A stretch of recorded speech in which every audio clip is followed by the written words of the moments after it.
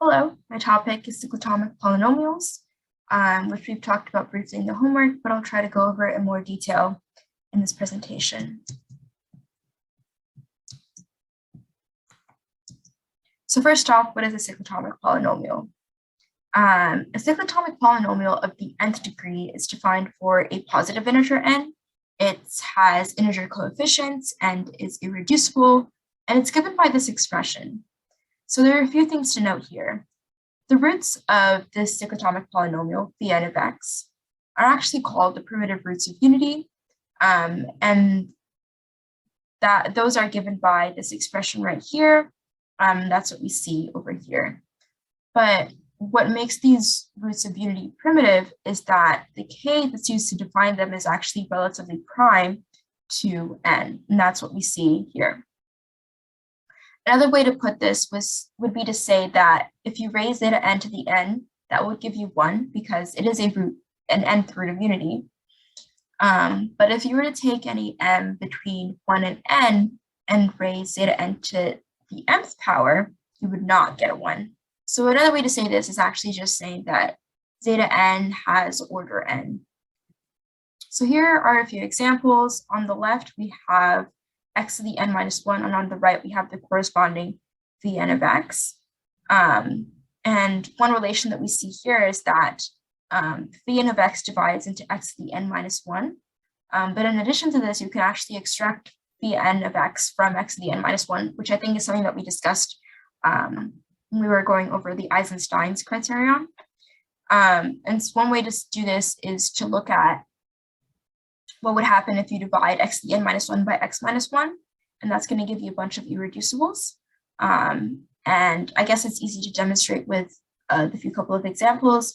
For the first case, you just take x minus 1 to be your Vn of x, but then for the next one, you want to make sure that you're taking the irreducible that you haven't already seen in the sequence. And so you would not take x minus 1 as V2 of x. Rather, you would take x plus 1 because you haven't seen that already. And one thing that we can look at is the degree of the cyclotomic polynomial, and that's actually equal to the Euler-Totient function, which is given by the number of positive integers less than n that are relatively prime to n. In order to go over this proof, we can look at some facts that we got from the homework that we've proved. So if you take the primitive nth root of unity zeta n, and you look at the splitting field of it in the rationals, that's actually a Galois extension of the rationals. And we also have that Z mod NZ cross is isomorphic to this Galois group generated by its extension. Also, as discussed earlier, Vn of x is irreducible. Also note that it's non-constant and monic with primitive roots. So it is the minimal polynomial of zeta n in the rationals. Now we can use propositions that we've already seen. And so the degree of this minimal polynomial is equal to the degree of this extension, which is also equal to the cardinality of Z mod NZ cross, and that's because of this isomorphism. But by looking at the elements of Z mod NZ cross, you will notice that it only contains elements which have inverses in Z mod NZ. But in order for an element to have an inverse in Z mod NZ, it must be relatively prime to n, which is exactly how the Euler-Totient function is defined, and that's why this relation is true. Next, we'll go over a larger theorem, which is saying that x to the n minus 1 is equal to a product of cyclotomic polynomials. And this kind of relates back to the examples that I was showing earlier for cyclotomic polynomials. So here's the proof for it. Consider a set C of the roots, the nth roots of unity. If you take some zeta in C, it is a root of unity, but it's actually a primitive root of unity for exactly one divisor of n, where this divisor is greater than 0. So first we'll show that this zeta must be a primitive root for at least one d that divides n. Because zeta is a nth root of unity, zeta to the n must be equal to 1. So zeta might be a primitive root in unity for n, or it would have, if you find some other number that's less than n, for which you can raise zeta to get 1, then it would have to be a primitive root of unity for that if you're not able to find another even smaller integer that you could raise zeta to get 1. And we know that this other integer less than n that you can raise zeta to get 1 must actually divide into n using something like perhaps Lagrange. And another thing that we want to show is that zeta must be the primitive root for at most 1d that divides into n. So assume to the contrary that zeta is a primitive root for 2 divisors of n, d1 and d2. And without loss of generality, assume that d1 is greater than d2. Let's look at the fact that zeta is a d1th primitive root of unity, then zeta to the d1 must be equal to 1. But since zeta is also a primitive d2th root of unity, then zeta to the d2 must also be equal to 1. But this breaks the fact that zeta is a d1th primitive root of unity because you found a positive integer that you can raise zeta to that is less than d1, but still gives you a 1 when you raise zeta to that in positive integer.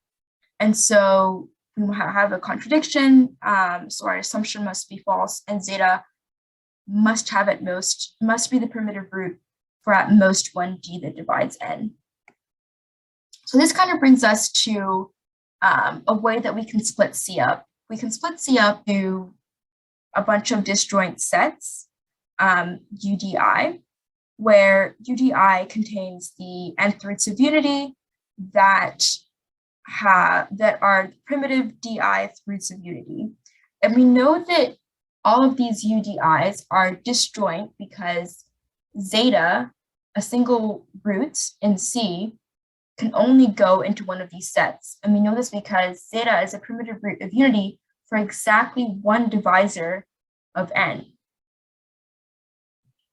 So now we can come back to what we're trying to prove.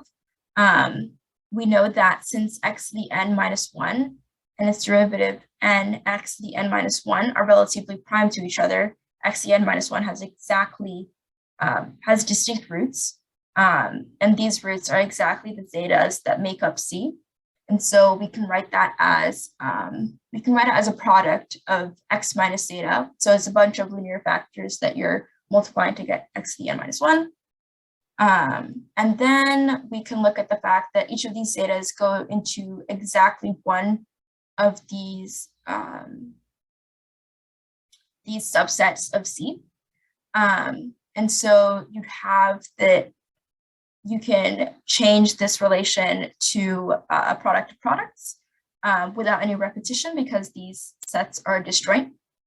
And here K is just the number of n's divisors. And you can actually rewrite this as phi di of x because this is exactly how we define a cyclotomic polynomial.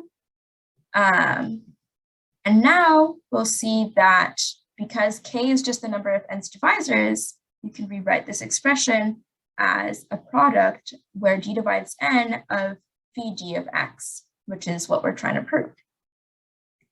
So here's just an example with the proposition. If you look at n equals 1, it has divisors 1, 2, 5, and 10. So by the previous proposition, you plug in all these values and you find that x to the 10 minus 1 can be expressed as this product of cyclotomic polynomials, and you can plug this into Wolfram alpha and see if it works. So cyclotomic polynomials have applications, especially in number theory, proving things about the number of primes that are congruent to some number,